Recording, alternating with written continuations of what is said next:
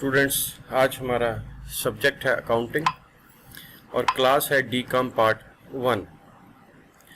आज हम देखेंगे कि डी कॉम पार्ट 1 में कौन से इम्पोर्टेंट शॉर्ट क्वेश्चंस हैं जो कि चैप्टर स्पेशल जर्नल्स में आ सकते हैं। आज इस सिलसिले का पहला लेक्चर है, तो आइए देखते हैं कि इसमें कौन कौन से इम्पोर्टेंट क्वेश्चंस हैं आ सकते हैं। Number 1, define special journal or subdivision of journal. Question 2, define purchases journal. Question number 3, define sales journal. Question number 4, define purchases return and allowances journal. Question number 5, define sales return and allowance journal. Question number 6, define debit memorandum or debit note. Question number 7, define credit memorandum or credit note. और question number 8, define purchases allowance. Question number 9, define sales allowance. आज के lecture में हम इन questions को देखेंगे और इन पर discussion करेंगे। इंशाल्लाह बाकी के क्वेश्चन जो हैं वो लेक्चर नंबर 2 में आ जाएंगे। तो आइए इनको वन बाय वन देखते हैं। पहला क्वेश्चन है, डिफाइन स्पेशल जर्नल और sub division of journal. In large business concerns all transactions cannot be recorded in one journal. Therefore, the journal is subdivided into different journals called special journal or subdivision of journal.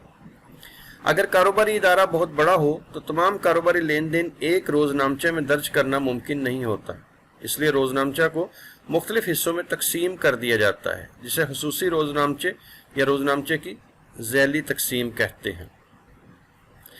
तो ये था special journal. हम एक ही journal को मुख्तलिफ हिस्सों में तकसीम कर देते हैं, जिसमें purchase journal, sales journal, purchase return journal, sale return journal, cash receive journal, cash payment journal, ये मुख्तलिफ हिस्सों में तकसीम हो जाता है। क्वेश्चन नंबर 2 है, define purchases journal.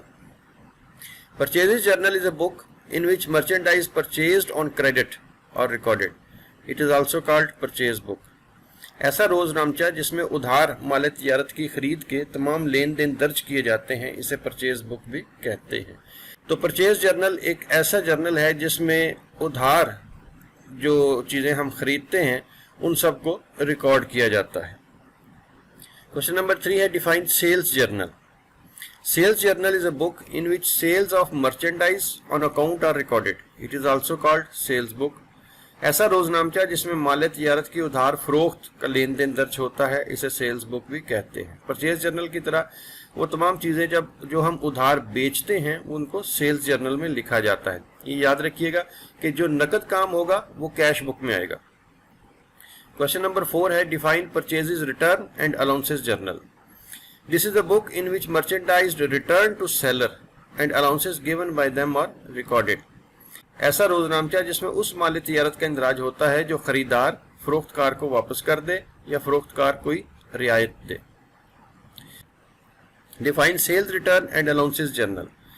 This is a book in which merchandise returned by purchaser or allowances granted to them are recorded. ऐसा रोजनामचा जिसमें उस माल तिजारत का इंदराज होता है जो खरीदार ने फरोख्तकार को वापस किया हो या खरीदार को कोई रियायत दी हो। क्वेश्चन नंबर 6 है, डिफाइन डेबिट मेमोरेंडम और डेबिट नोट.